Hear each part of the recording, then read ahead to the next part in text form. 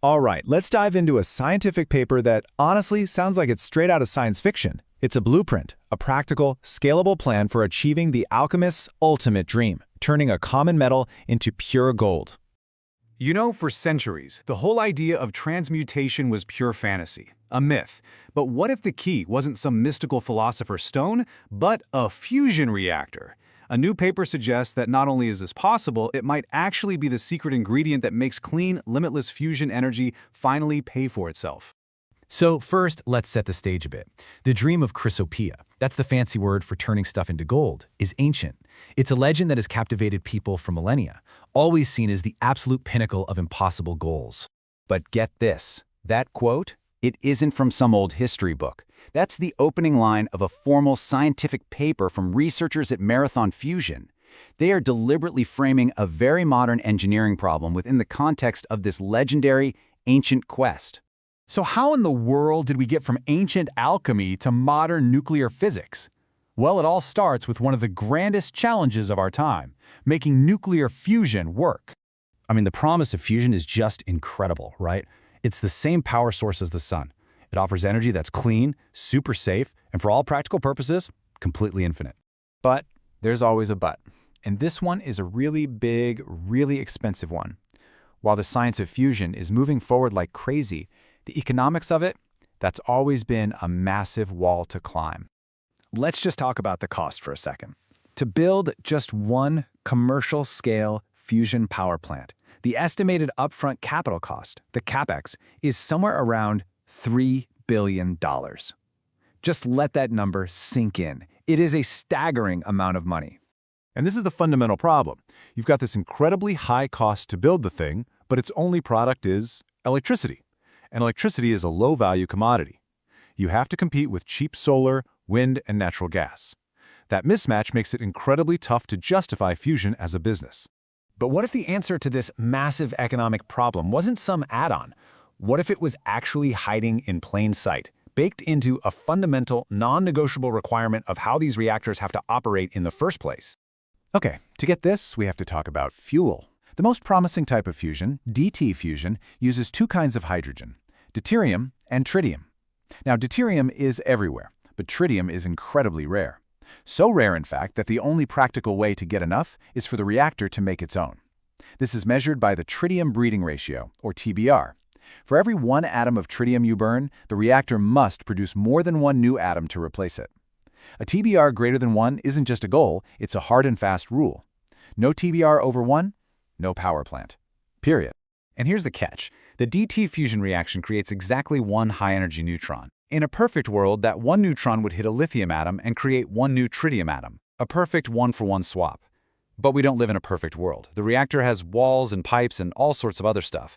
Some of those neutrons are just going to get lost, absorbed by all that material. So a simple one-for-one exchange is guaranteed to fail. So the solution to this is something called a neutron multiplier. It's a special material you build into the reactor wall that, when it gets hit by one high-energy neutron, it kicks out 2 or more. This is how you make up for those inevitable losses and push that tritium breeding ratio above 1. This isn't an option, it's a required part in pretty much every DT fusion plant design. And this is the light bulb moment. The researchers realized that everything came down to which material you chose for that neutron multiplier. So follow this chain of events. A high-energy neutron flies out of the fusion reaction and slams into an atom of mercury-198. It does exactly what it's supposed to do. It knocks out another neutron, solving the whole tritium problem. But in doing so, it changes the mercury, turning it into unstable mercury-197. And that unstable atom, it almost instantly decays into stable gold-197. This is the key, the absolute core of the idea. The gold isn't some happy accident or a quirky byproduct. It is the direct, predictable result of performing a function, neutron multiplication, that the reactor had to do anyway just to operate. It's an incredibly elegant solution that turns an essential chore into a massive new revenue stream. So this isn't just a cool science trick. This one discovery completely rewrites the entire economic playbook for fusion energy. So let's talk numbers. The paper's models show that a standard gigawatt-scale fusion plant could produce about 2 metric tons of gold every single year. That's over 4,400 pounds of pure gold. At today's market prices, that is roughly $300 million in revenue. Suddenly, the plant isn't just a power plant selling cheap electricity. It's a dual-product factory, and its second product is a high-value precious metal that could easily be worth more than all the power it generates. This chart right here shows you the impact perfectly. It shows the net present value, basically the overall profitability of a fusion plant. See that red dot?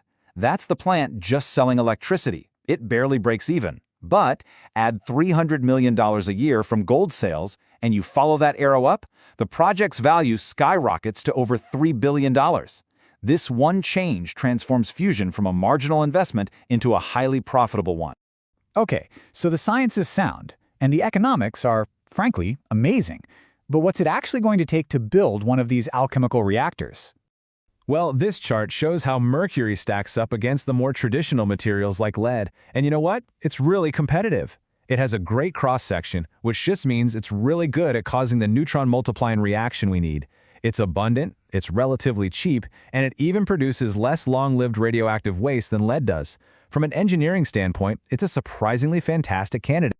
Now, of course, it's not a walk in the park. There are definitely challenges. We have to figure out how to separate out that specific mercury-198 isotope on a massive scale. We have to develop new materials for the reactor structure that can handle being next to hot liquid mercury. And of course, we have to make sure the entire process is safe and properly regulated. But these are all engineering problems, not fundamental physics problems. And the paper suggests that they're all solvable. And this is where we have to zoom out and look at the big picture. Because the true meaning of this work isn't really just about making gold. It's about the dawn of a whole new field, industrial-scale transmutation. We are seriously talking about using fusion reactors as element factories to create specific, valuable, and rare materials basically on demand. This single breakthrough opens up a whole universe of possibilities. It solves fusion's biggest economic problem and achieves an ancient alchemical dream, all in one elegant step. And it leaves us with one final provocative question. Now that we have the blueprint for turning one element into another at an industrial scale, what should we choose to make next?